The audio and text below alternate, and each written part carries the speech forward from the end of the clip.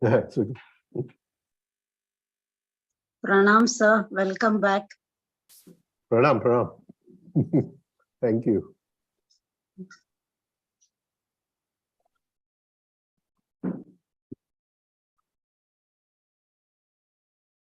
So we can start now. Yeah, I think he's just making this YouTube thing. Okay, it's a pleasure to be with you all once again. And we'll now go to Sutra 26 of the first chapter.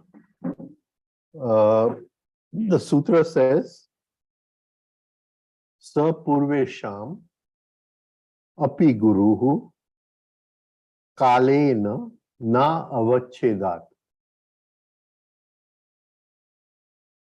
Now, can you just go through the meanings first, and then we'll go ahead. Okay, so we'll go through the meanings.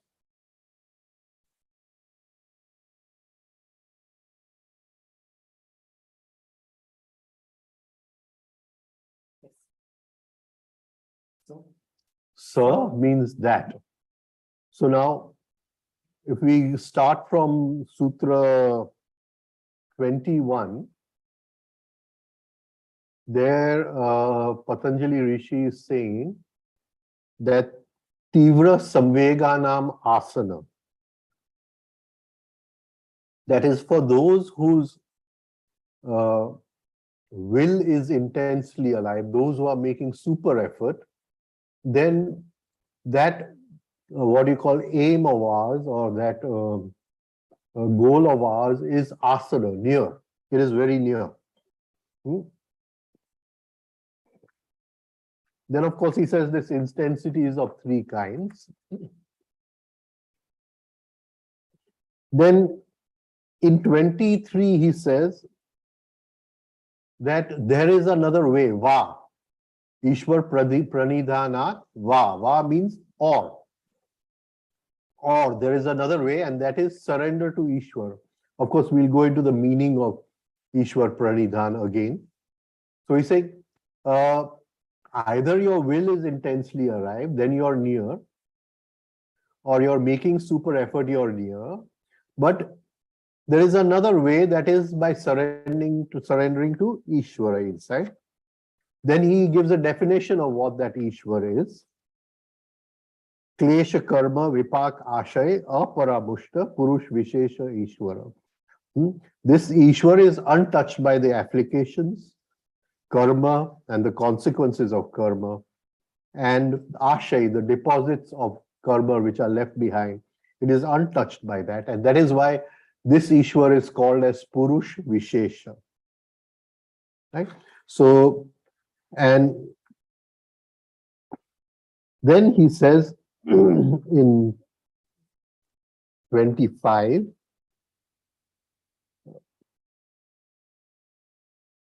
have you taken 25?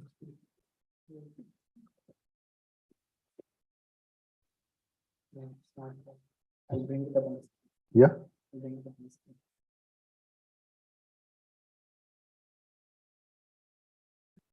Then he says in 25 that this Ishwar, within this Ishwar, the seed of knowing, of course, we took two translations, seed of knowledge also.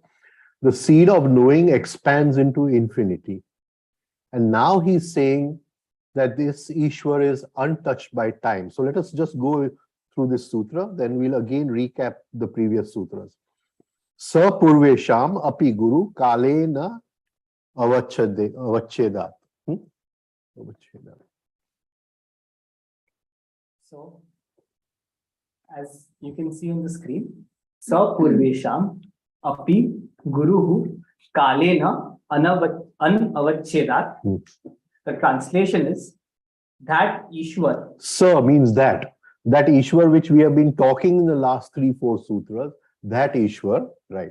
That Ishwar, Purvesham, which is the previous ones, ancients. So in Gujarati, it would be Purvo Onu, of the ancients, of the previous ones, Purvesham, of the, right? Api Guru.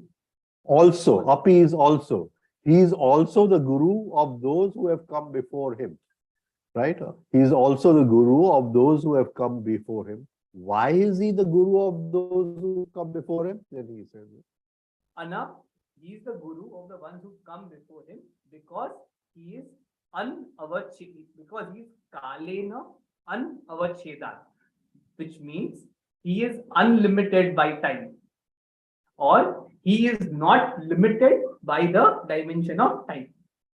yeah. So supposing we say that there is a point in time where everything started, and we call that point as Purva. All those who have moved from time to no time, or have moved from time to being conditioned by time to being unconditioned by time, right? They move through that point.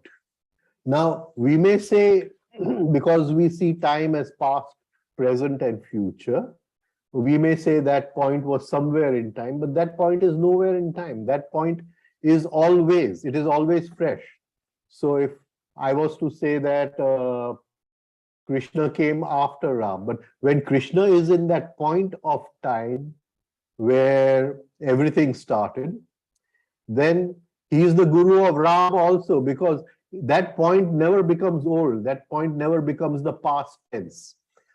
And it is so, this we have to understand at this point. So he's saying, by virtue of his being unconditioned by time, by virtue of his reaching that point where he is unconditioned by time, he is also Api, the guru of all those who have preceded him, all those who have come before him. This is the normal translation. We'll try to go a little deeper into this sutra, right? So again, we'll just try to go back a little.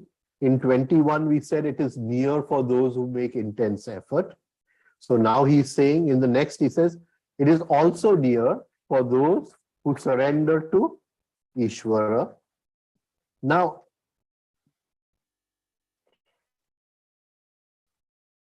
let us just bring in Gurudeva over here.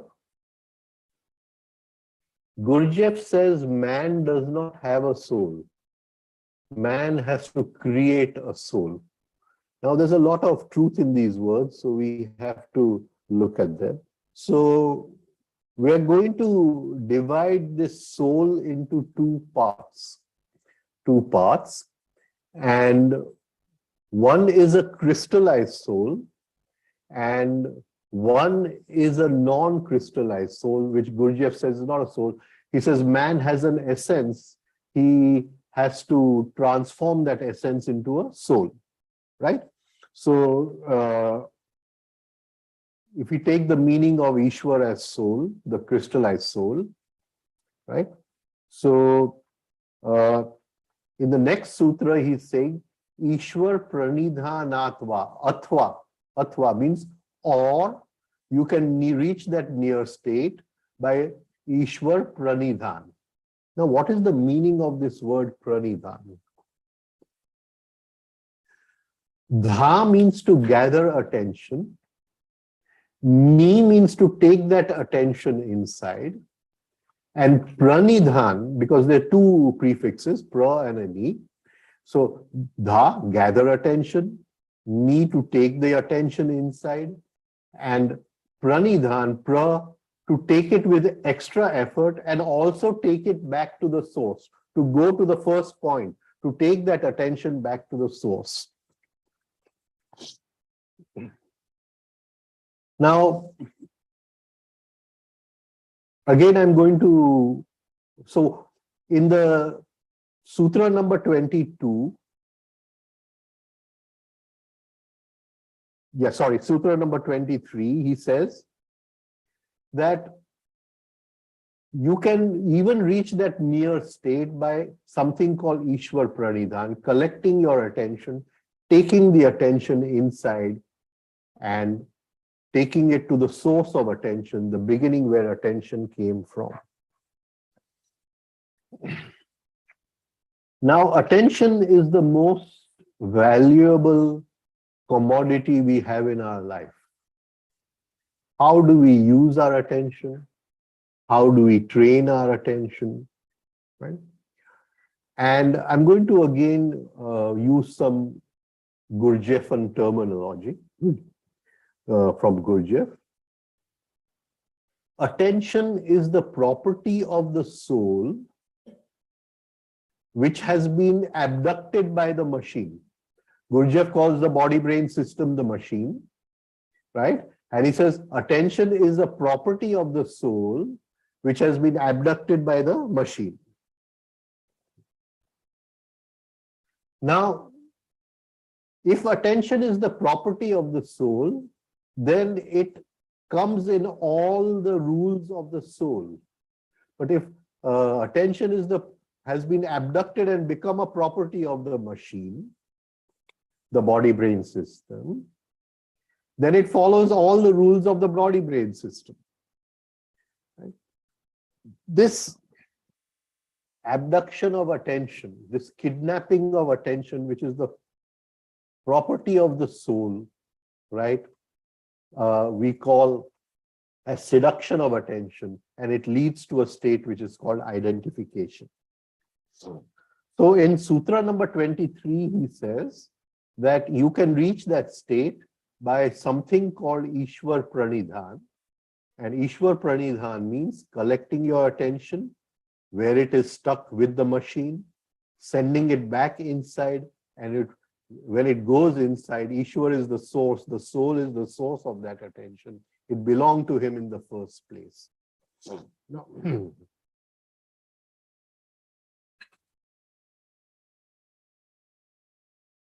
Now,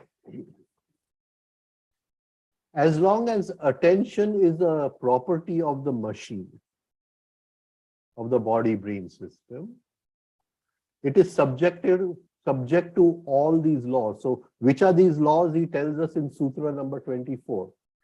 Klesha, Karma, Vipaka, Ashayi, right? These are the laws. What are the laws? The 5 kleshas. Now, let me just take a small example over here. These are called the 8 imperfections, right? Supposing I'm worried that whether my son is going to pass the exam tomorrow. All of us worry, just the subject of worry changes. So I'm worried that my son is going to pass the exam tomorrow. So that thought keeps on coming in my mind. And my attention is stuck with that thought, right? So the machine is creating thoughts, the body-brain system is creating thoughts, and because I'm attached to my son, right, my attention is what you call, which belongs to the soul, is abducted by the machine because tomorrow my son has an exam. I hope I'm coming across in this. I hope I'm coming across in this.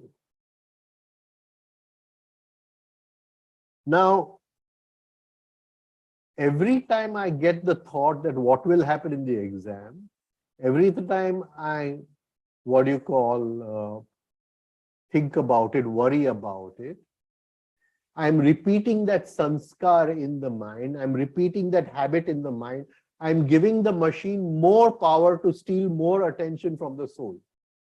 So the attention which was the property of the soul has been stolen by the machine, and it is now identified with a thought, with a worry, what will happen tomorrow. Now let us see the 5 kleshas over here. Avidya, asmita, rag, dvesh, abhinivesh. Rag is attachment. So I'm attached to my son, rag. I'm attached to my son, and that has abducted my attention from the soul to the machine. Now, every time I think about this, I repeat the thought in my mind. I'm planting the seed of raga, one of the kleshas. That seed is going to follow the path of karma. It is going to ripen vipak, and it is going to, what you call,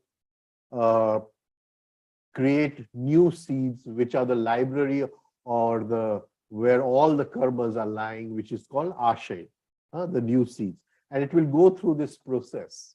And we have to understand this, that now through our conscious effort, that is, supposing I pause the thought, I say, I don't want to waste my attention on this thought. I don't allow that thought to abduct my attention. Then I'm not allowing the machine to steal attention from the soul. And I free the attention. I don't worry. It means that I don't worry. And in this, I may use a little bit of contemplation. I may say that there is a higher force taking care of my son. There is no need for me to worry, right? Why should I worry, etc. So I free the attention. Once attention becomes free, it goes back to the soul. It becomes the property of the soul. Now, supposing we say that there is a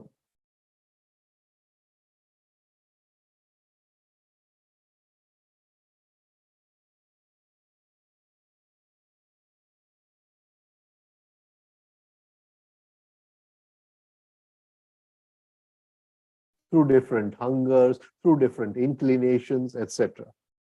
Right? So all the attention has been abducted by the machine.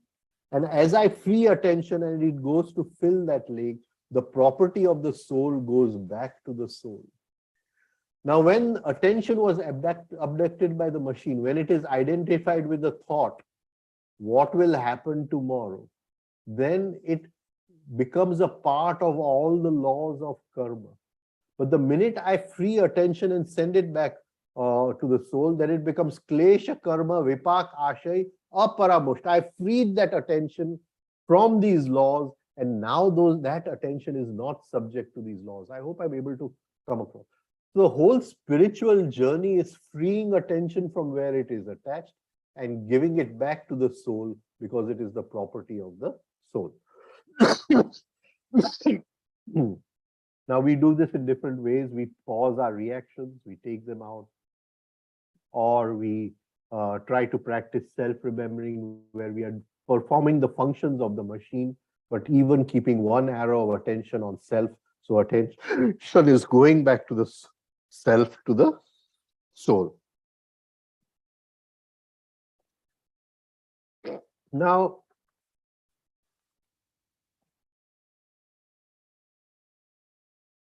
so we see that the whole meaning of the word Ishwar Pranidhan, even though normally translated as surrender to Ishvara, it is actually a process of collecting attention and sending it back to Ishvara.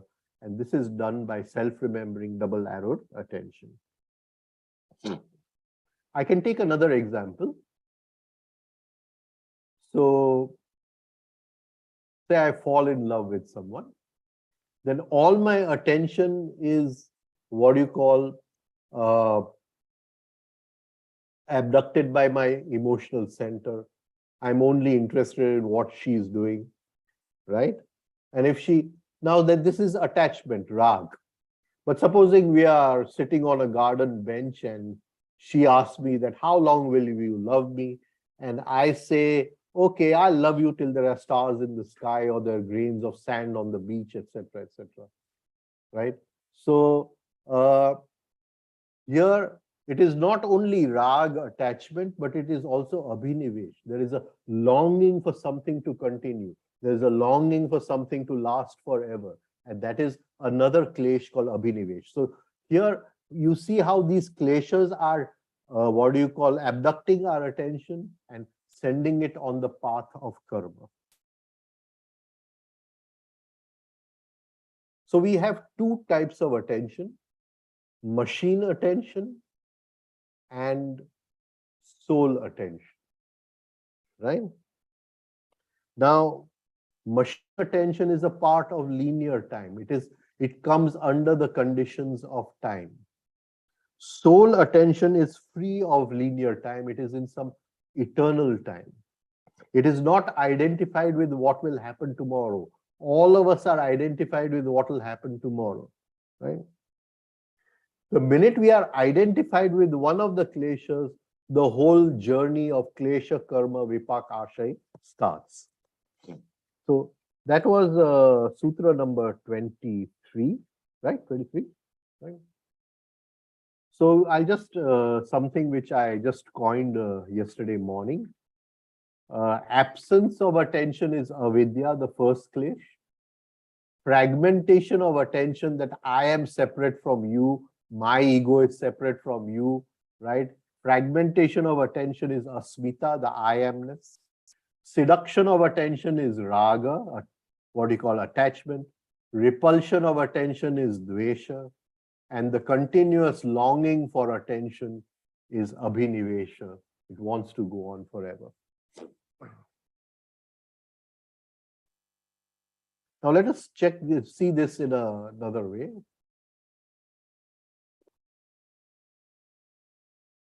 Mr. Tavaria, my teacher,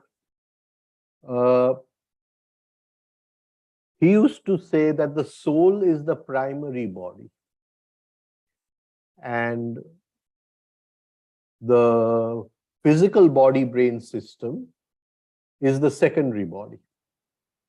But he used to say that in our state, the secondary is controlling the primary. The body-brain system, in Gurdjieffian language, the machine is what you call controlling the soul, right? Because the machine is stealing attention from the soul all the time, right? So in Gurdjieffian terminology, the machine is controlling the soul. In Mr. Tavariaji's terminology, it is the secondary body has become primary when it is not primary. It is stealing everything from the primary body. Now, as long as the machine keeps on taking attention from the soul, it controls the soul.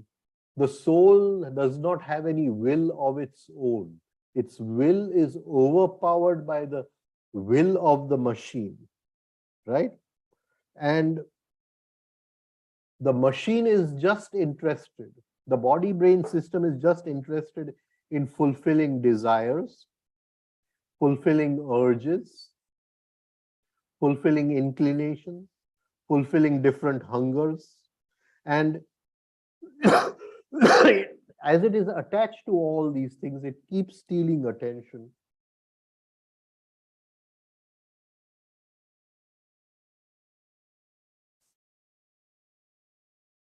Right? And it controls the soul in this way. So the secondary body controls the primary body.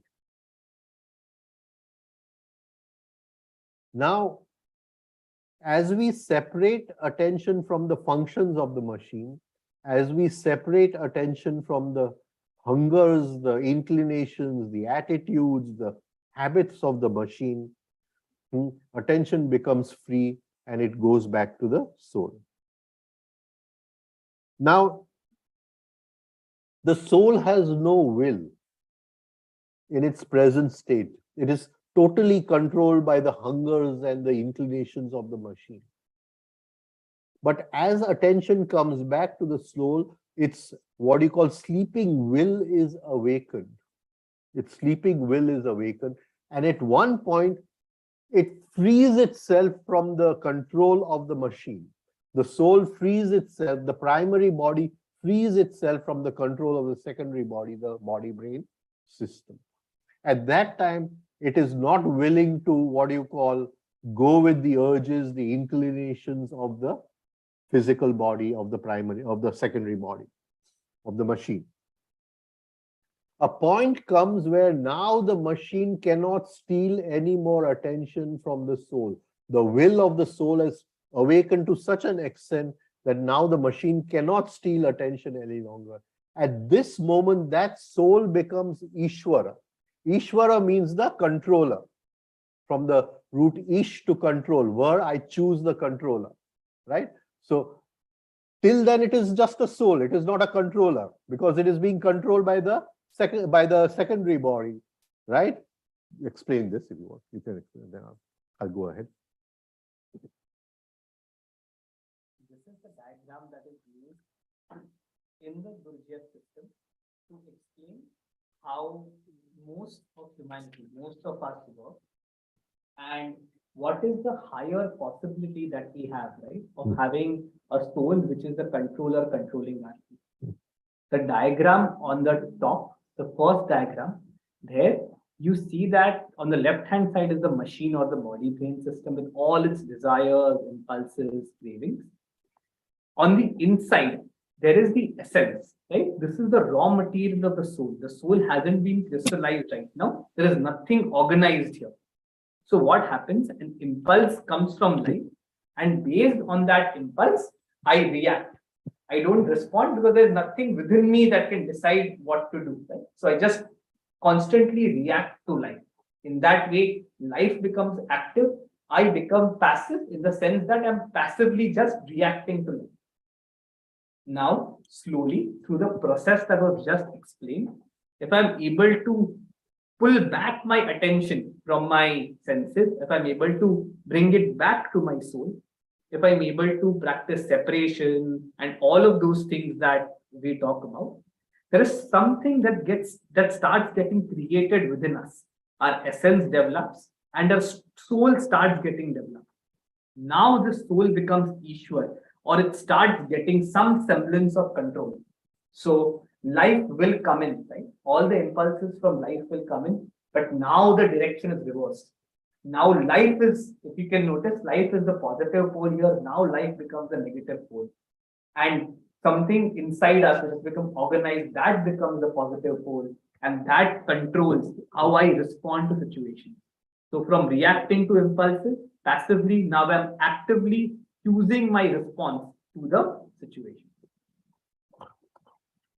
So when attention was machine attention, it was subject to the laws of klesh, karma, vipak, ashay.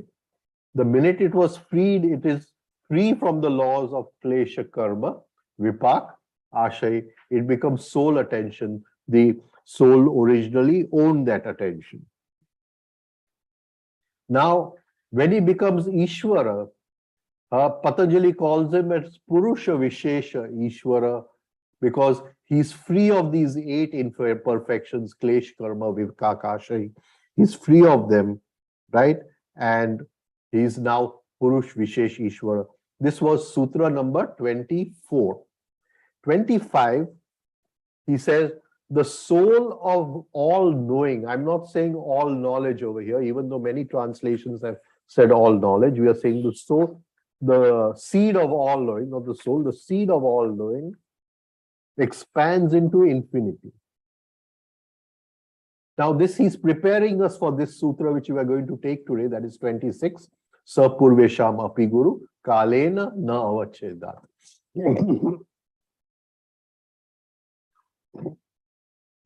Now, just see this, that once this Ishvara is created, and the seed of knowing which is in Ishvara, as it expands, because he's saying here, Purvesham api guru, also the guru, as it expands, every time we have an expansion of knowing or consciousness, because consciousness is the power of knowing, right? So every time we have a, what do you call, expansion of consciousness, to a certain extent, we become the guru of those who have not expanded as much as us. I hope I'm coming across in this. We become we can show the path, we can show the road to those who have not expanded as much as us. Gujarati, we can say, "E disha batavi શકે છે, સૂચન કરી શકે છે." So he's saying, now this is going to connect with the next sutra, because in the next sutra he's going to say that guru, that Ishvara is free from the condition of time. Now, when we say something is free from the condition of time, we are also saying something at the same time, that it is in all times. We in Gujarati, we will say sarvatra che, it is everywhere. That is why it is not in time. I don't know if I'm coming across it.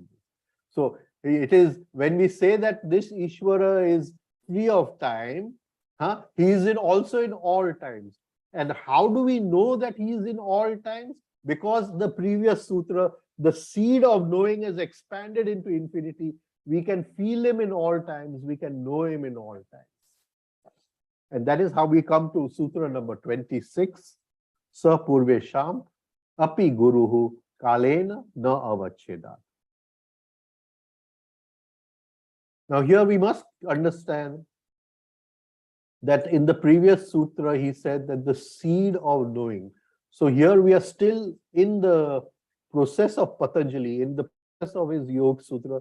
We are still talking about samadhi with seed. We have not yet come to samadhi without seed, right? And that is a separate part. It will come later on, right? So we have to understand that. Now,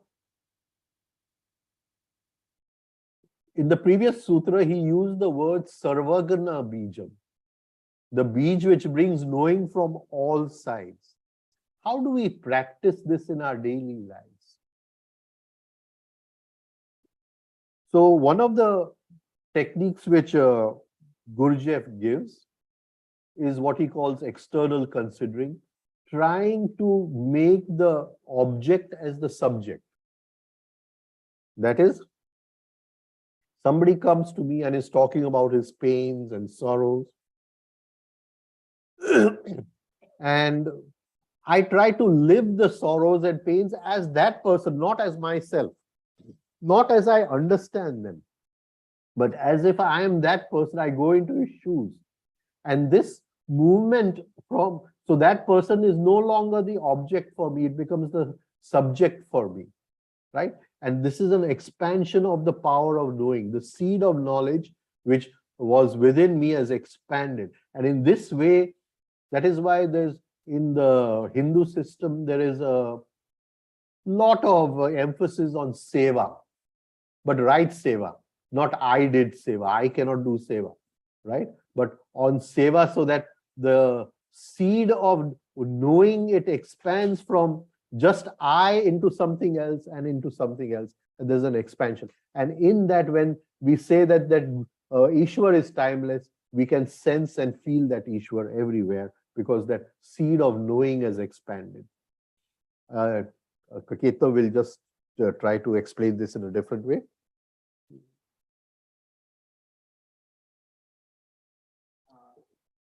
There is a beautiful doha from Kabir which tries to talk something about this. I'm sure many of us would have listened to it on YouTube. It goes like, "Moko kahan dhoonde re bande, main to tere paas mein."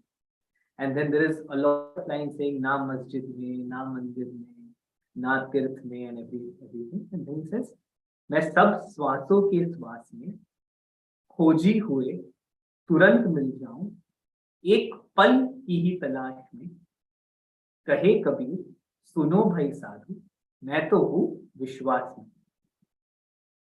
And here, so Kabir is saying, you are sitting next to me. Now his seed of knowing has expanded into infinity. He's saying, you are sitting next to me. My shoulder is against yours.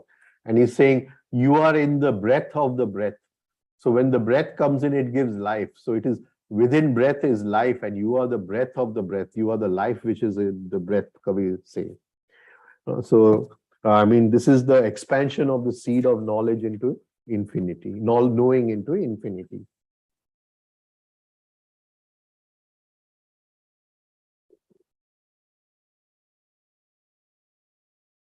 Now, we'll go into this sutra, but in this sutra, he has used the word kalena na avachedat. Two prefix, the prefix of, we'll get rid of the prefix ava, and just ched means to cut, to break into two, to divide into two, that which by time is divided into two. Now, when it is not divided into two, then it is all times. Then it becomes sarvatra, everywhere. And that is why when you are unconditioned by time, you are in all times at the same moment. So that is why we said that moment in time where you're free of time, and in that moment is ever fresh, and in that moment you're the guru of all those before you, because there is no past, future, present over there. It is the beginning of everything, and still every time it is the beginning of everything. Now we'll go into the sutra. Sa purvesham api guruhu kalena anavachedat. Here we saw that Sa means that Ishvara, which he's talking in the past sutras. One light has switched off? Light is gone. Huh? We are on inverter. Oh, we are in inverter. Achha.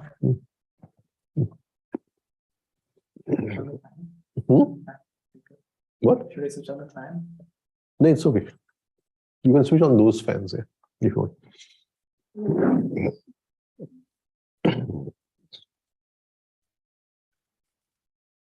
So we said Sa is the Ishwar said in the word Purva, and from that Purvesham, of the previous ones, right? The definition of the word Purva is Purvati iti, the first, the foremost. So we can say in a certain way that Adam was the first. In the Bible, Adam was the first. Everybody else followed. So that moment that time when Adam was in heaven, there was no time. In heaven, there was no time. But he was banished out of heaven. And in this banishing out of heaven, from no time, he came into time. Can you understand? And that point in time where he was banished from heaven is called Purva. Purva, the first. Everybody else follows, the foremost. Right? Right? So that point in time, the first, where so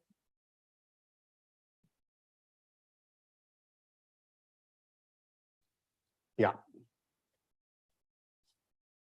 So he's saying Sa Purvesham api guru. Now this word Purva has to be taken in the sense of a mansion, Niketan, what we call.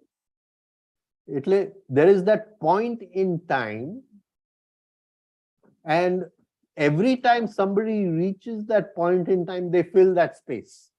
They fill that space. Right? And it is a point in time which is boundaryless. It is timeless. It is that point in time. But there is a school of Indian thought that the very word Purva, being the past, it implies that there was a previous experience. Right? And that previous experience left a trace. We won't use the word residue as in karma, but it left a trace, right? And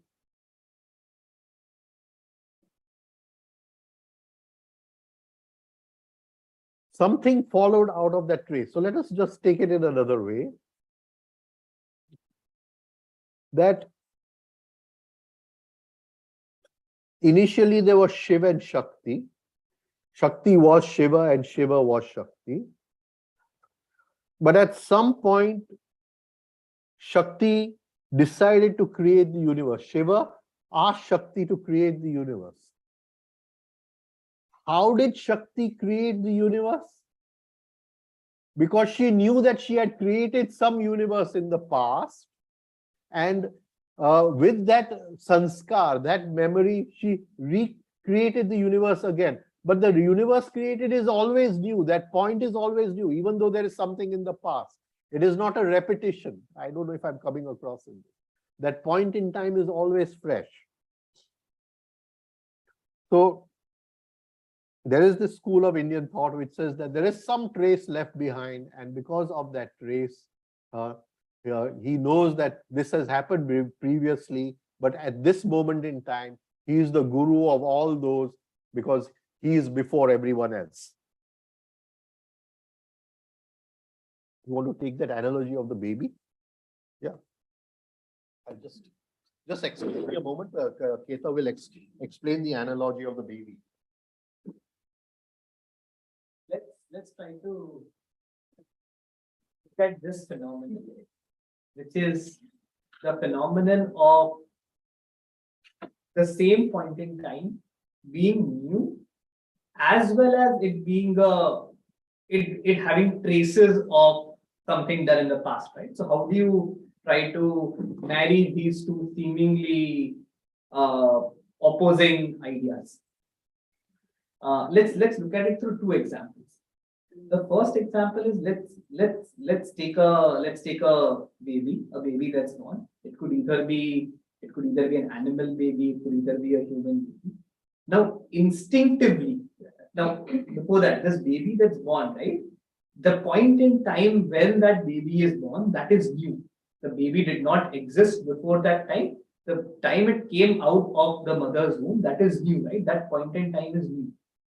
However, when that baby is born, the baby has some instinctive habits that it already has within it, right? So it knows who its mother is, right? It knows where to go to find food. It knows a lot of these things that are instinctive. So these are the traces. These are the traces of all the past babies that have been born, right? That are still living, that are there in the new baby that's born. So this is sort of, the movement is still new, but that movement has the residue of all the past times, right? When a baby was born. And the same thing can be said about the universe. When the universe starts after the Big Bang, right? The scientists say that there are certain quantum fluctuations. Some parts of the space are just wired or vibrating in a different way. Maybe based on the past when the universe was created, which determine, right, which galaxies will form where, which stars will form where, and all of those. You know, I remember many years ago, we were studying this organic memory. And one cell is moving from here to here. And supposing that cell dies, then a new cell comes with all the same memory. The cell is new, but it comes with all the same memory. And you're saying if it is happening on this scale, then the same thing is happening in reincarnation. The sanskar, the memory, comes again with the memory. And it's the same law, which is applying here, which is applied here, comes over there. Anyway, we'll go forward in this.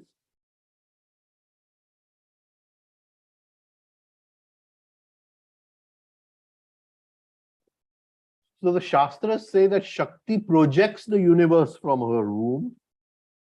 And this she does because there are previous memories that it has been done before. And that is, so we see the word purva over here. We can say it in a different way. That once I was sitting in Mysore late in the night with Mr. Tavariaji, and we were discussing the Ramayana and all. And he was saying, what do you feel that Ram came only once? It has been repeated so many times, he kept on coming.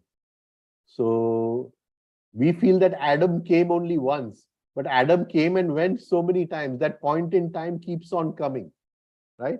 So there is that previous trace. We will not call it residue, we'll call it trace. There's a previous trace, and that trace, she knows, Shakti knows that she can project the universe from her womb because it has been done before.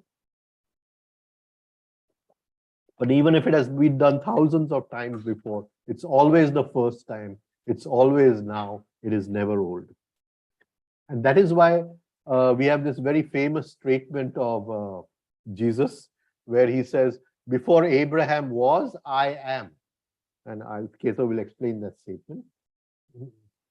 So this is from the Bible of this is from the Gospel. This is from John's version, right? From John's Gospel.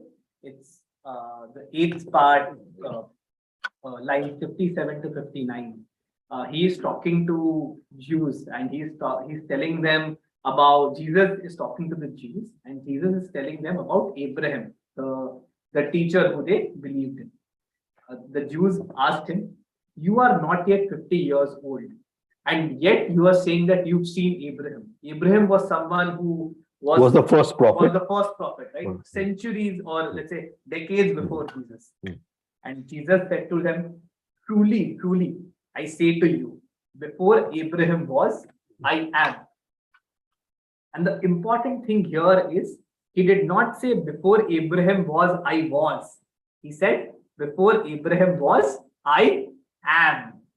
Right. So in that moment, I am, when he is in that moment of time where just Adam has come out of heaven, that in-between boundary, you are just am. There is no past, present, and future. So you cannot say before Abraham was, I was. But I am before Abraham was. Everybody else followed because they are in linear time now. Their history is in linear time. So he's saying, Sa Purvesham api Guru. Now let us go into the word Guru. A forefather, an ancestor, a respected person, right? A teacher, a mentor, a guide, an expert in a certain field of knowledge. These are the what you call meanings of the noun Guru. The adjective Guru means heavy, weighty, great, large, something with the power of gravity, something which is important, which has momentum, which is heavy with spiritual weight, with spiritual knowledge, right? Now, there are two definitions of the word Guru, and we'll just go into them. Giryate stuyate mahatvat. Because of his largeness, mahat, because of his largeness, because of his wholeness, we cannot help it but to, what do you call, praise him and sing songs of praises of him. Because of his largeness, mahatvat, because of his largeness, we cannot help it but to invoke him and to praise and to sing songs about him. So you could say that you're sitting on your terrace and you're looking at the sky, at the space, at the stars, and because of the largeness, the overwhelmingness, you can only praise it. You can't say anything else about it. And similarly, when you see this same phenomenon in somebody, you say, so then because of his largeness, you can only, what do you call, praise that person. Stuyate, giryate, to praise and to invoke. Now this giryate, it is a, what do you call, it comes from gru. That is to swallow and to call out, to praise. Now both these are connected with the throat. You swallow also from the throat and you call out from the throat, to praise also from the throat. That is, you understand somebody who has understood, swallowed something and now can talk about that something. That person is a guru. So one who has swallowed something and can talk about something. Now, if we go a little deeper into this, we'll see that the Vishuddhi Chakra is here. Vishuddhi Chakra is connected with space, is connected with the Akash Tattva. So to swallow the impressions of life, to extract something from them and give it out as a kind of teaching, that is the Guru. Now, there's another, what do you call, meaning of the word Guru, and that is Grunati Upadeshati Ved Adi Shatrani Shastrani Indra Adi Deva Bhya. That is the one who, what do you call, gives the teaching of the Vedas and other teachings, shows the line, shows the path, even to Indra and the gods. That is also Guru, that he shows the teaching to Indra and the gods. He is the imparter of knowledge. So Sarvesham Sa Purvesham Api Guru, also the Guru. And we saw as an adjective, it means heavy with spiritual weight, heavy with good qualities of the scriptures. Now, there is also one more root in what you call Grunati, that is Gri, to invoke. When you hold your presence inside, when you invoke from a higher dimension your presence inside, when you feel your presence inside, what Gurdjieff calls self-remembering, that self is also the Guru. Mr. Tavariaji calls it the inner Guru, to invoke your presence inside. Now, before Panini, the word Guru had a Proto-Indo-European root, and we can read it with the word gravis in Latin. And gravis in Latin means from which we get the word gravity, means heavy, weighty, serious. Now, there's a popular, what you call, folk kind of,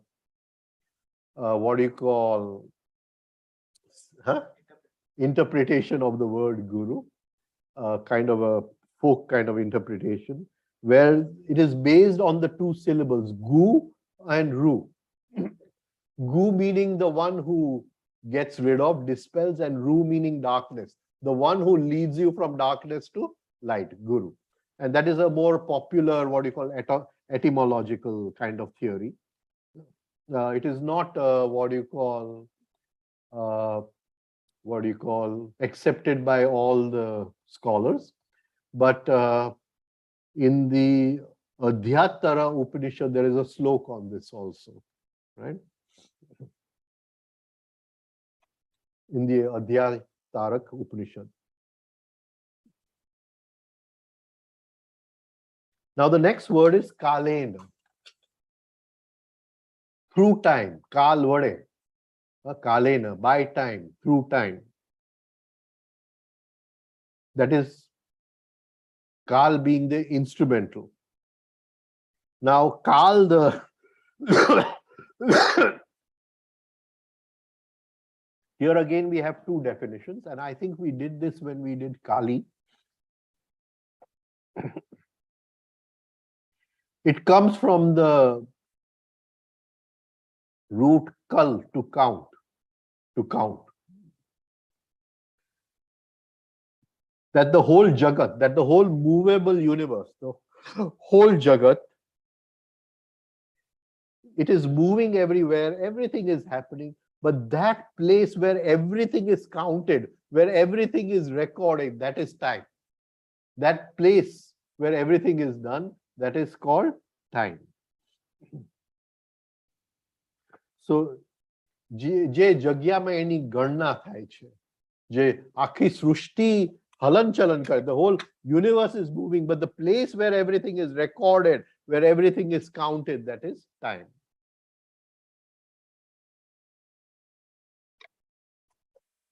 Now, there's another definition of the word time, and that is Krishnatvam Lati Grunati Ishat. That is, Krishnatvam means blackness. Krishnatvam means blackness. Now, in a simple example we can take over here is that time brings blackness. So if you keep a ripe banana on the table, then after a few days, a part of the banana will become black. Yeah. Can you understand? This is the movement of time. The the banana has gone through the process of time, right? So Krishnatvam Lati, that is, it brings blackness. Time is that factor which brings blackness. But Krishnatvam is not just ordinary blackness. Krush, to pull, from which we get the word Krishna, the one who attracts everything to himself, right? So, He attracts everything in such a way that even light cannot escape from that. That powerful is the attraction, Krishnatvam, right? It is an inky darkness. So in science, we say the light cannot escape from a black hole. And that gives blackness. But it gives ishat, blackness, subtly, slowly. So the whole banana will not become black overnight or something. A small part of it will become, and a small part of it will become. And this is the movement of time where you'll see.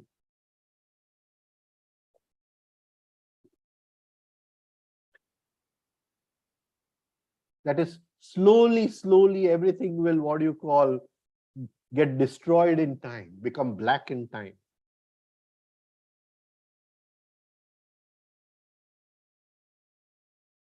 Then it not only makes it black, but it also swallows it. It also, what you call, takes. So everything in that, in time, which is inky darkness, everything is swallowed in that inky darkness. Now, try to see this, the action of time. Again, we'll take the example of the banana. So with the action of time on the banana, that banana is divided into two parts, right? One is the black part and one is the non-black part. This dividing action of time is called chidda. Chidda. So he says, kalena anavachedat. So we'll take a word, we'll just now don't use the prefix ava. Kalena chedat, right? So the action of time creates two parts, the black part and the white part, and slowly even the white part goes into blackness. I don't know if I'm able to explain this, the action of time. Right?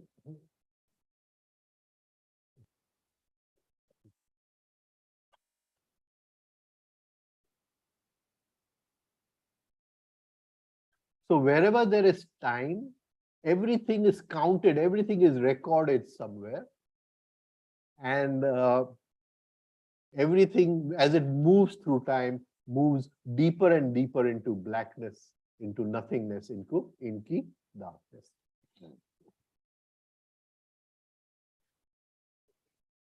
Now, I just want to, what do you call?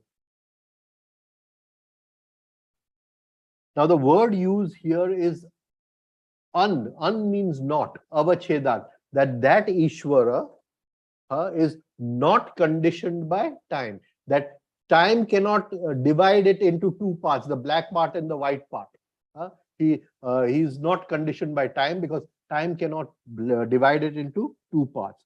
And this dividing into two is what is called the dvaivikaran, the dividing into two. The action of time is dvaivikaran. I want to just add something here before I go ahead. The word maya, because we're going to come to that word a little. Niyate anena iti maya. To measure, to compare is maya. Right? So if time has cut something into two, you can compare this part with that part. It is not really two, it is one. So there's nothing to compare, there's nothing to measure. It is measureless, that, immeasurable, that. But because, what do you call, time has cut it into two, there is the action of maya where we feel this part is a little better than that part. If you cut off the black part of the banana, you can eat the white part of the banana, right? So this is the, and we forget that the banana was whole at one time. And that is the action of maya, is to make everything into parts. Now we'll go into the next word, anavachedat. So we said chid. Chid means to create a gap, to create a cut.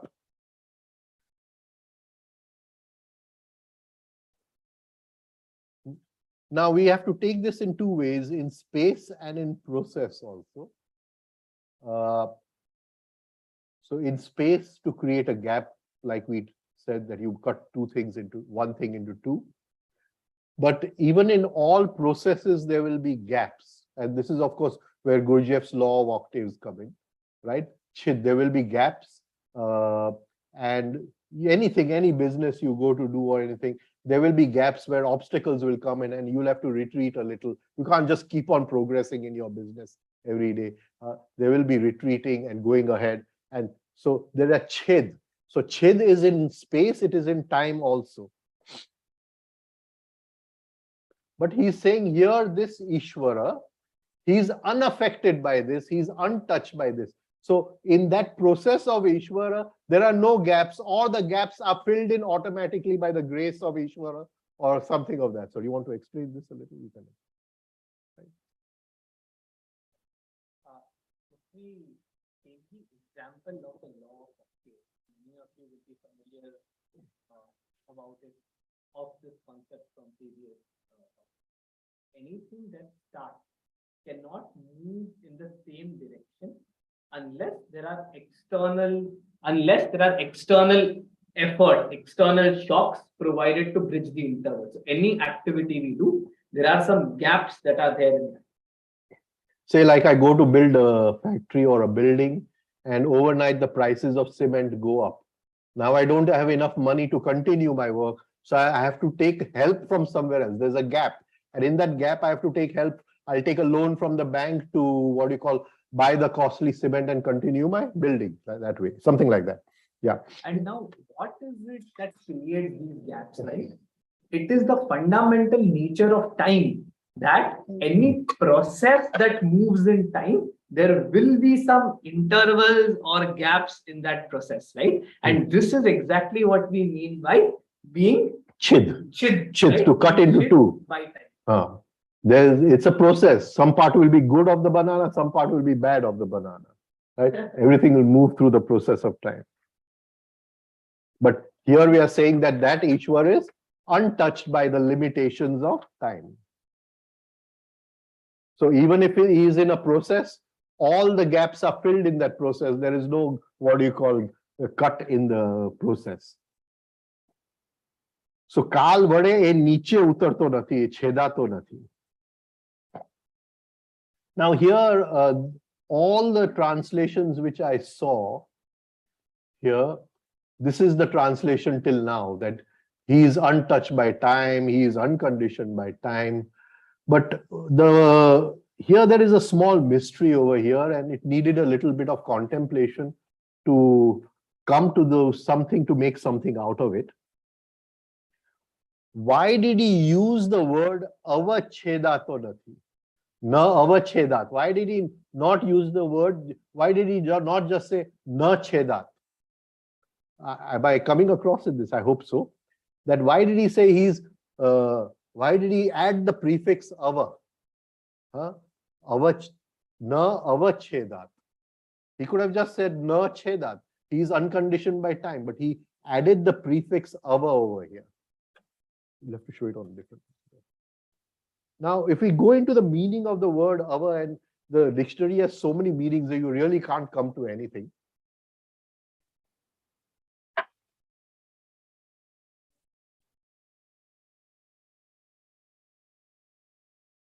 But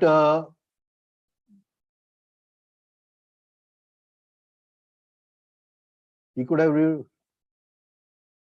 any. He should have just used na chedat directly. Why did he put ava over there? He could have just said na chedat. He is unconditioned by time. And this is what all the translations are saying. I've not seen any translation. I was shocked because nobody has exactly explained the word ava over here. Now, to understand this word ava, we will not understand it through its meaning. We'll try to understand another word and then come back to this. So we have the word called avatar. I know all of you all have heard the word avatar. Now, avatar, what do you call?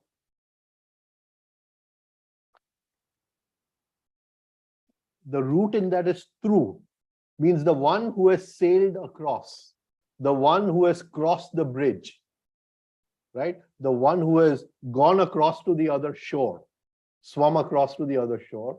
And ava means after going to the other shore, he comes back. Avatar. So in English, we will say he descends, but descend is not the good word. But but it descend in the sense of he incarnates. He does not, what do you call, fall down. It's not a falling down. So the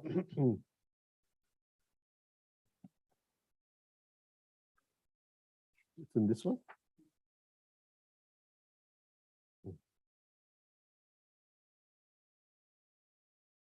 So here Patanjali is definitely telling us something, that not just unconditioned by time. He's not telling us that. He's saying that Adam came out of heaven, went through a long journey, and then he comes to a point where he goes back into heaven, but to help others, he comes back. And this coming, when he comes back, he is no longer conditioned by the laws of time. He may play the game of life. He may enter into all the laws of life, but now he is no longer conditioned by time. Time cannot do anything to him. He's just playing the game of life. And so we would have to take this word avachedat in the meaning that a person has gone across to that point where he is unconditioned by time, and then he comes back from that point. And when he comes back from that point, then kalena na avachedat. Otherwise, it would have been kalena na chedat. I hope I'm coming across in this, right? So this, I would put this as just something extra over here. So ava in the sense of returning, ava in the sense of returning after crossing the border and coming back. Now, when we are doing our practices, we may come to a point in deep meditation where we may get glimpses of where we are unconditioned by time. We may have those glimpses of moments where we are unconditioned by time. But when we come back into time, we are still what you call conditioned by time. He's not talking about that, right? He's talking about this person who has gone across. He's unconditioned by time, but when he comes back, he still remains avachedat. That time cannot create that gap in him. The process of time has no effect on him. Of course, the body is in time. It will always have an effect on the body. You want to explain those laws, you can explain those laws. Again, going back to the concept of ray of creation, which Gurudeva has explained. So what Gurudeva says is the entire creation, the creation of the universe, happened in 7 levels, right? Where the highest was the absolute, then all the entire universe, then the galaxy, sun, all the planets, earth, and the moon. Now, all of us, we are living on the earth. And what he said is that as you move lower and lower in the ray of creation, the number of laws that we are subjected to increases. So, for example, we live on earth. And as you can see on the screen, on earth, people are subject to 48 orders of law. Right? What this means is earth has a gravity. Right? So I cannot fly in the sky if I want to. I live in a country, right? The country has some rules and regulations. I need to follow those rules and regulations. I live in a family. I am of a certain religion, right? So all those rules and regulations are applicable to people who are living on earth, to all of us. These are the 48 laws that all of us are bound by. Now, the what we talked about right now, the Ishvara, right, the Purush Vishesh Ishvara, he's gone to the highest level where he's experienced timelessness, and now he's consciously come back to earth. But because he's come back to earth, right, there are 48 laws. So how does he not have to follow the laws? And the catch here is that the attention of this person who's transcended and come back is completely in his control. And because the attention is totally, completely at all times in his control, he is not affected by these 48 laws. He just plays with these 48 laws. And the moment we lose control of our attention, right, we become subject to these 48 laws. So then that sutra will go this way. By virtue of his going beyond time, and coming back, and when he comes back, he is not affected by time. By virtue of that property, this Purush Vishesh Ishvara is also Api, the Guru of Purvesham, of all those who came before. Why is he the Guru of all those who came? Because he went beyond time and he has come back, and when he comes back, he is not fettered by time again. And that is why. Sa Purvesham Api Guru Kalena Anavachedat. So this word ava over here, it needed a little contemplation. Why did he use the word ava? And then if we take the word avatar, we suddenly understand he's talking about something not just unconditioned by time, but being unconditional and coming back and playing in time and still remaining unconditioned by time. Now, so this is the sutra. We've just gone through the sutra. I just want to talk about something else over here. That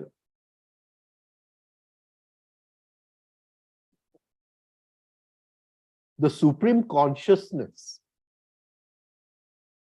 according to the Hindu tradition, is called as Shiva and Shakti. Shiva is that never-changing aspect of that supreme consciousness, the unchanging aspect of that. And Shakti is that ever-changing aspect of the supreme. Both are one, right? Both are one, but Shakti is the ever-changing aspect of that supreme consciousness. She is the creative aspect. And in this aspect of creation, she needs the sword of time. She has to divide into two. If everything is whole, there can be no creation. If everything is just one, there can be no creation. If you and I just remain one, we both have to be separate.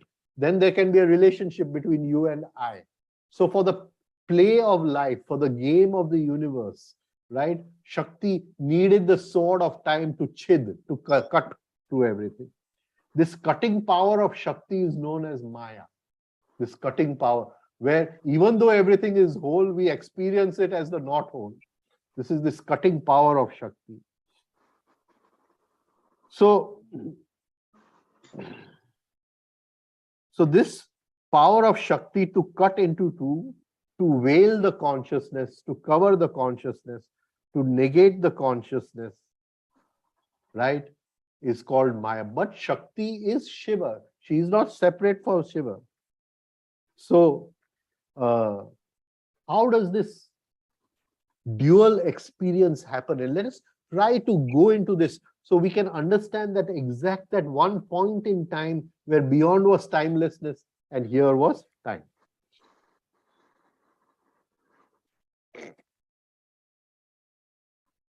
Now, in the beginning, Shakti and Shiva are one.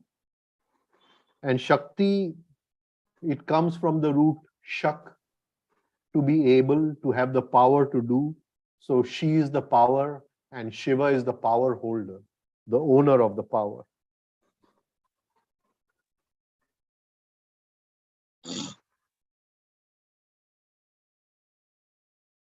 But there is really no difference between Shiva as the possessor of power and Shakti as the power itself. Thus, both Shiva and Shakti are pure consciousness. But Shiva is the changeless aspect of that consciousness, the static aspect of that consciousness.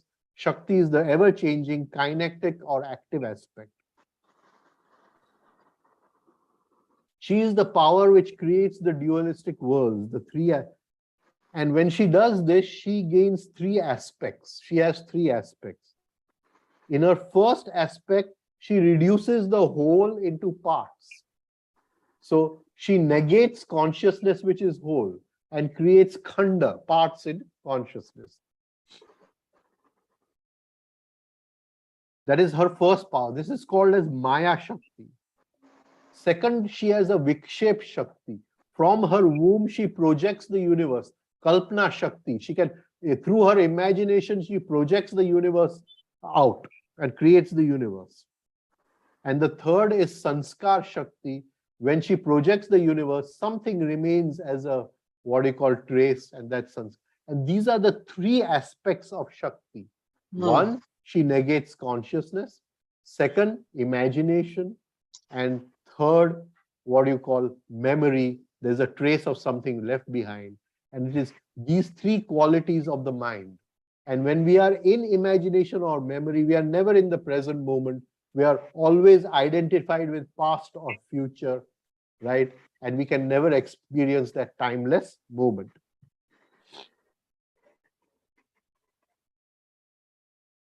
Now, we'll look at this from a different angle. Now, our journey, we are going to divide it into two parts.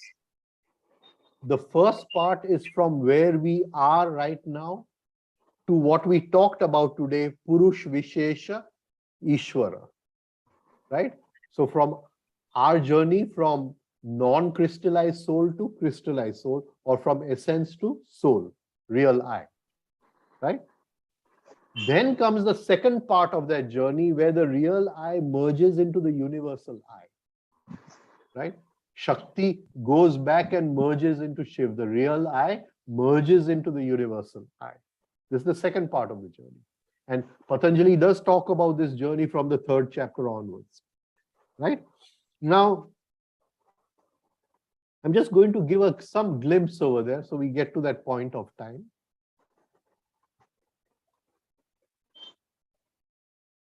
So we saw that one single consciousness, which we called as Shiva, right? It had a dual aspect, a changeless aspect and a changeable aspect, which was called as Shakti. Now, this, in its wholeness, it divides into three parts, but it is still whole in those three parts. In the first, the I and the this, or the aham and the idam, I and the object, right? They are one unitary experience. This we call as Swayambhu. That is why we go to worship the Swayambhu Ling. So within that unitary experience, there is I, aham, and there is idam, this.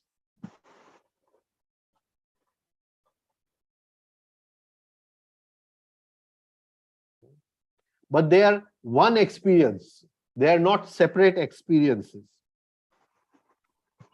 This is the state of pure amness, the pure consciousness, the highest state of consciousness. Now the first transformation happens over here. Now in the second state, Shakti negates the idam, negates the this. She hides herself. And what remains is I only as, but not I as in aham, amness, but I as in looking. I'll put it in another way. I as in just to be. The seer. So this I over here was the being, just to be. No seer. But here the I becomes a subject. I am looking at something. I am looking at something. But this something has hidden herself. Shakti has hidden herself. So this is just the pure state of looking. This state we can call as Sat, and this state we can call as Chit.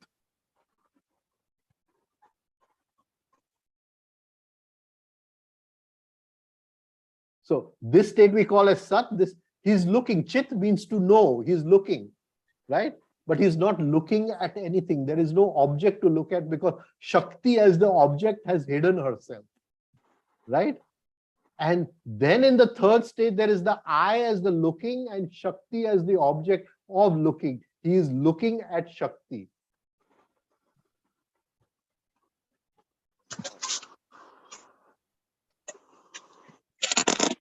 He is looking at Shakti in the third state.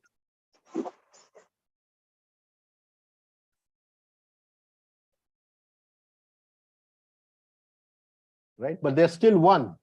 They are still one. They are still one. But now in that oneness, the first dualistic aspect has been created. So these are the three transformations of that pure consciousness. I, just to be, I as in looking, and I looking at something, Shakti. Now please understand over here that before I go further, I just want to talk about this middle state. Because Mr. Tavaria has given the prism exercise. And when we are doing the prism exercise, we are looking, but we are not looking at anything. So Mr. Tavaria used to call this as the highest shortcut, the fastest shortcut, the prism exercise. Because when you're doing the prism exercise, you're directly going into this subjective state of looking. And that is why the prism exercise is so powerful. Right? So these are the three transformations of that supreme state of consciousness.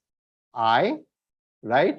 Aham, and either all as one, then only aham, but not as aham, but as subject, the seer, and then looking at something, the dualistic part. But all these are enclosed in one bubble, in one boundary. Now at this point where the two are created, Shakti brings in the sword of time and cuts the two into half. She cuts this two into half.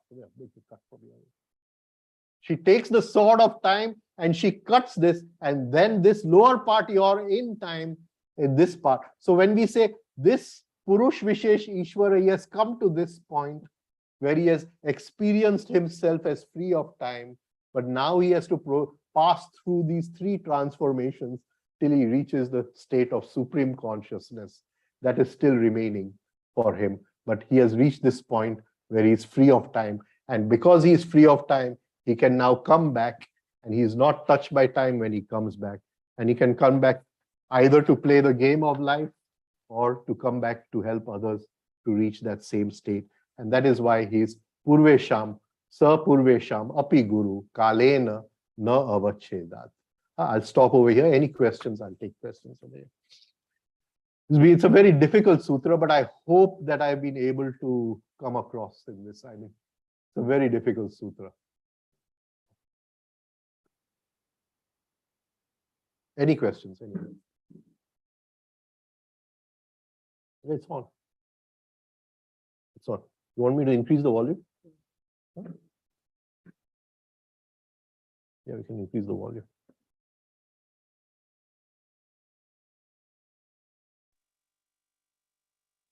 Well, I think today there are no questions. Everyone's enlightened. Rajen bhai, good evening. Right. Good evening, sir. Good evening. वो जो आपने शुरू में कहा था कि identify soul with the second body. Right. वो हम again I want to have a little if you can tell again कि वो जो differentiation है जो आप कहते हैं कि one is real soul and another is your second body or whatever you call it. तो Yes, वो जो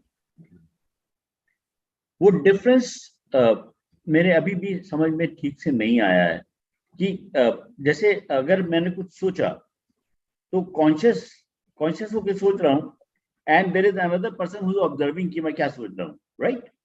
this is what you have said. What I said is that attention जो हमारा ध्यान है, राइट, वो सोल की मालिकी का है. ओके. लेकिन वो जो ध्यान है वो मशीन ने अपहरण कर लिया. Okay okay, right.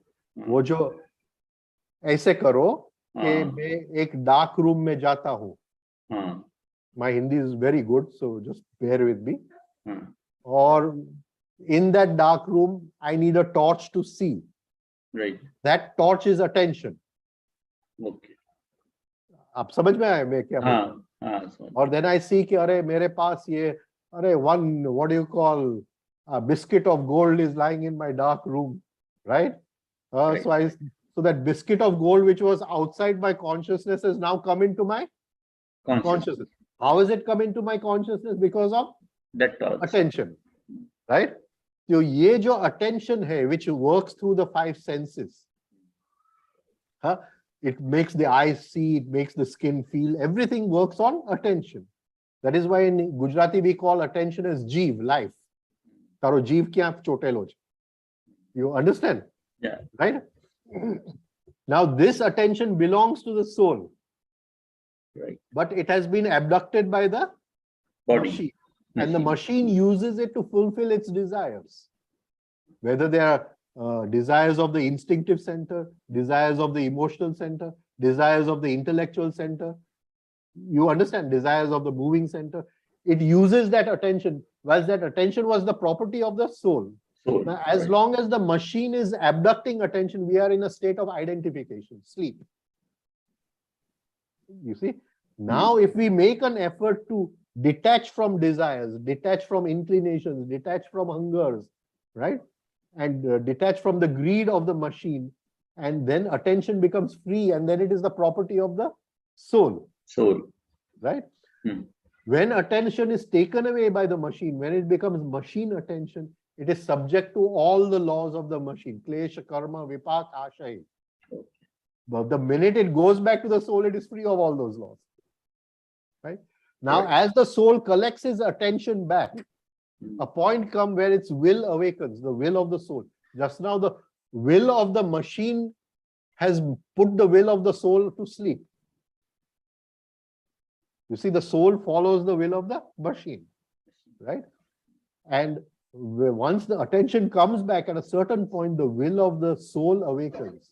And instead of the machine controlling the soul controls the machine. Machine. So the soul becomes the primary and the machine becomes the secondary.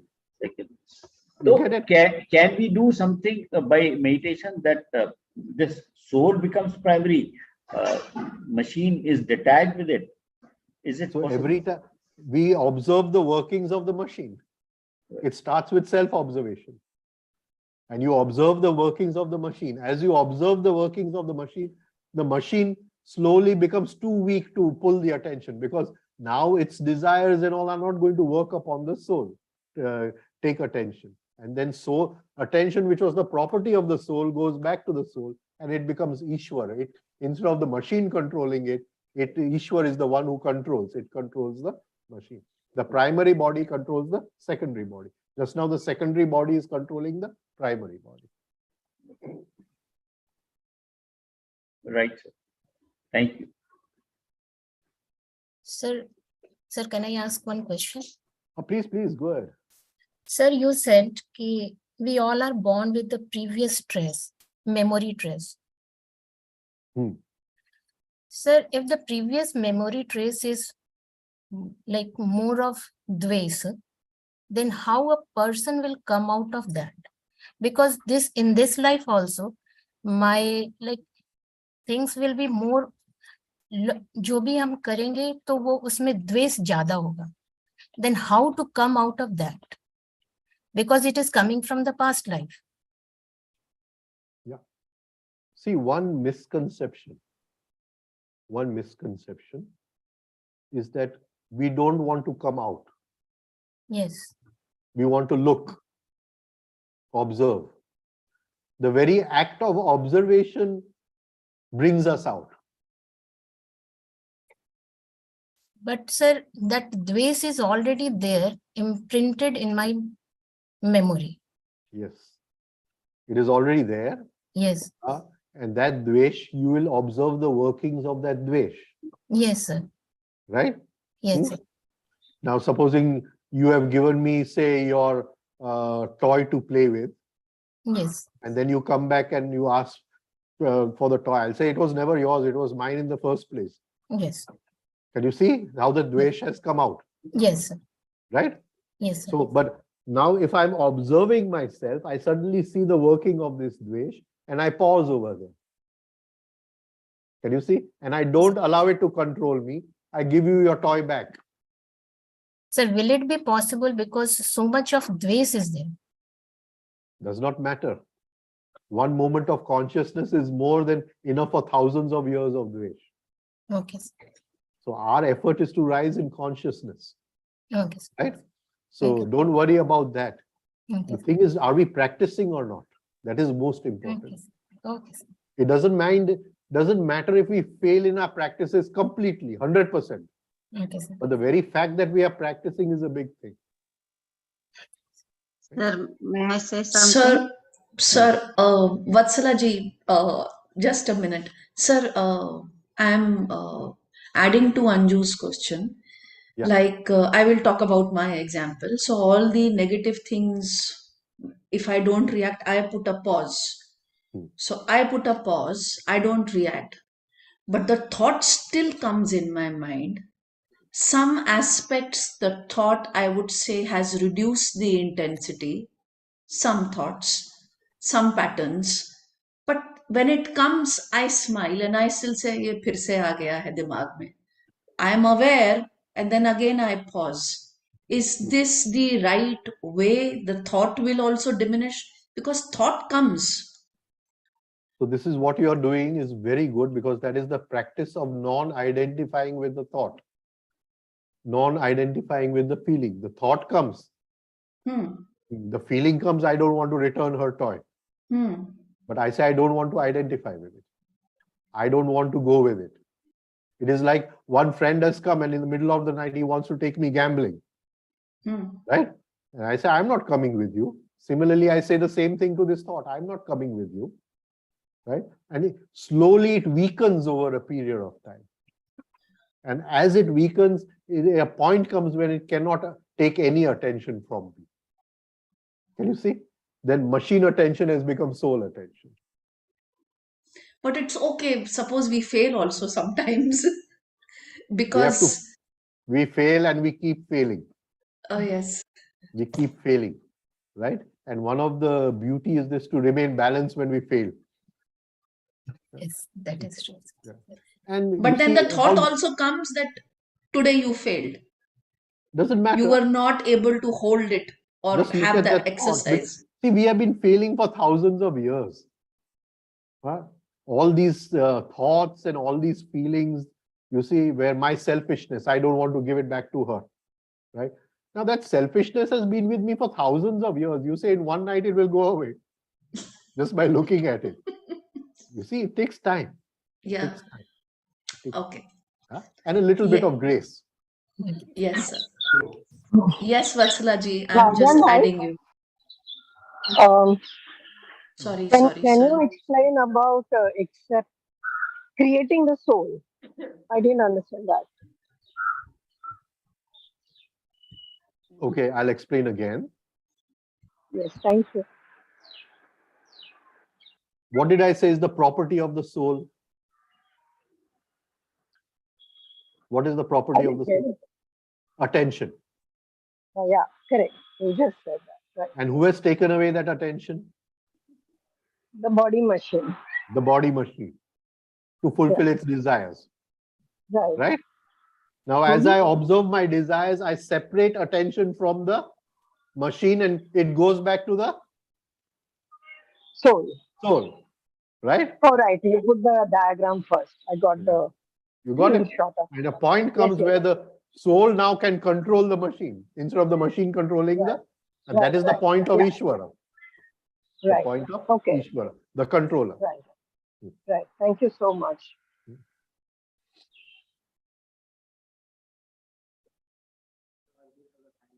Huh? Sir? Yeah. So you took the words out of my mouth when you said that we fail and it impales. It's so true. For example, an old hurt.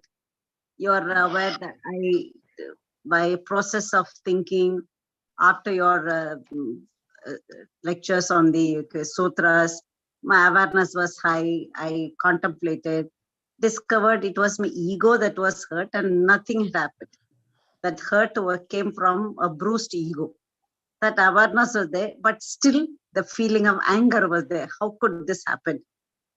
Finally, and it was such an unpleasant feeling. I felt I was in a cesspool.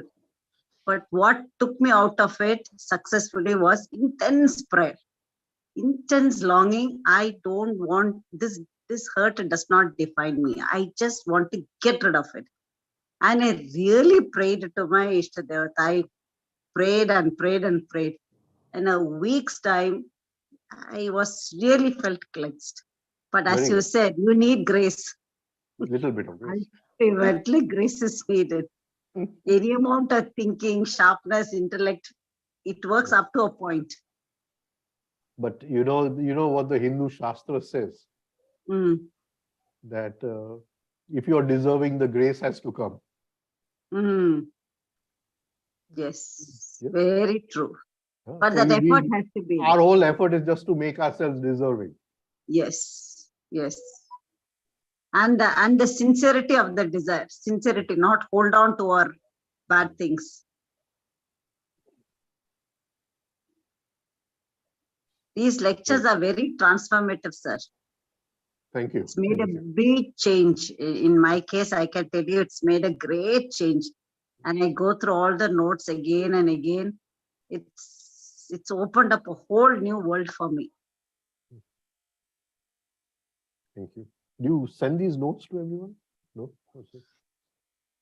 Yes, Yeah, good Maybe you Samarjit, could evening, ask please. Hema Rajen. Ben. You could ask Hema Ben if she wants to. Yes, sir, please, Ketav, please send it across. Yes, Samarjit, please go ahead. Good evening, Rajen. Good evening. Good evening. sir. No, now the net is. Ma'am, we can't hear you, ma'am. Maybe you, if you can Her switch net off. seems to be a little bad, I think. Yes. Samarjit, can you hear us? We can't hear you. Yeah, I can hear. I can hear. Yes, please can ask hear. your question. Hello. You'll have to repeat the question. We didn't hear anything. I didn't. I haven't asked it yet. Sir, this question is not related to the current topic, Yogasutra, but I have a doubt which I wanted to clear. Yeah, please. In one of your old lectures, I heard, you were talking about the centers which have small Samarjit, maybe you want to turn off your video because your connection is not that great. which give the energy to the center.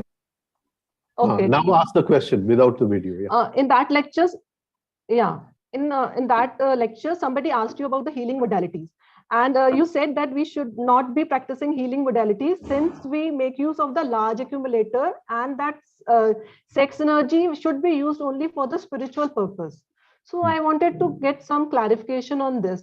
So as since many of us in this group, we are using healing modalities to cure like things and to for many other things. So I had this doubt when I heard and it was you didn't clarify in that lecture properly. So can you please clear something on this?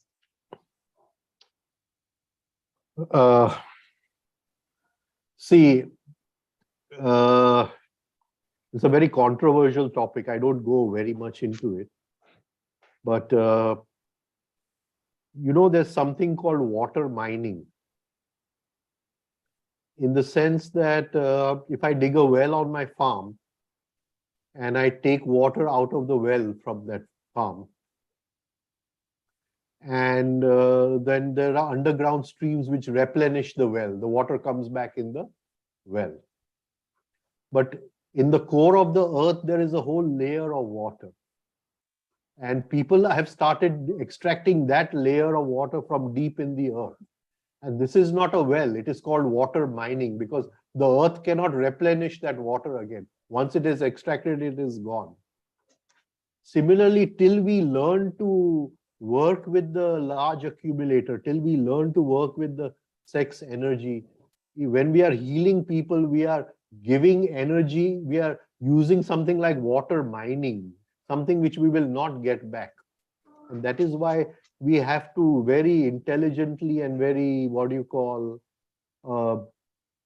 decide where we want to use these techniques of pranic healing and Reiki and all of that. I'm not much in favor of using them, but I will leave it to you. I don't want to get into all these controversies, but it is no, I got your point. Water mining. Okay. And one question I had regarding refining exercises. So Yes, I've been practicing refining exercise, and lately what I've experienced it earlier it used to be inhalation and exhalation, like outside and inward movement. Now I'm feeling somehow a circular movement of the chest and the abdomen, and it's like circular. So is it fine? It's very good. Just sense it. Don't interpret it just now. That's all. No, what I just wanted to know, I'm not going wrong. The only No, you're going very concern well. Something is awakening, and just feel it and sense it. Okay. And one more question, like we were discussing Shiv and Shakti today. So we have two words like Sargun and Nirgun. So are these in any case related to like Shiv and Shakti only? Sargun and Nirgun Roop of God? Yeah. So when we come into time, right? I mean, the very next sutra is saying that how do we call that Ishwar? Tasya Vachaka Pranav. His name is Pranav. Can you understand? So that Ishwar is Nirgun, but for us to relate to it, we need to give it a name. So he gives it a name, Pranav, Obka. This is just a very, what do you call, ordinary translation, which I'm doing, which is going to be the next sutra, which we'll do next week, right? So what I'm trying to say is that for relationships, there has to be form, and in the form, there has to be color, so that you and I are separate. If we are all doing with the formless, then who is you and who am I, right? So there is a state of formlessness, and there's a state where to enjoy life. Sat Chit is formless, but Anand is with form, right? We have to enjoy life also. Okay. And one thing more, like when we were you were discussing Guru example, you said Guru is the one who gives knowledge even to Indra and God. So what does this exactly means? So we won't take Indra in the sense of gods, just take them as when you reach a certain state of consciousness, say Indra, connected with the senses.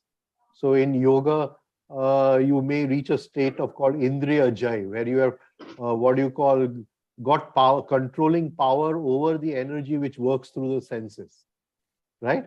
Then you have become Indra. But this guru can even give a teaching to that Indra, a person who has reached that state, right? Right. Okay. Thank you. Thank you so much. Shall we stop over here? Hemaman? Yeah, ji sir. No more questions. So maybe you want to just close if you would like to close. Ji sir. Yeah. So we will just close the session.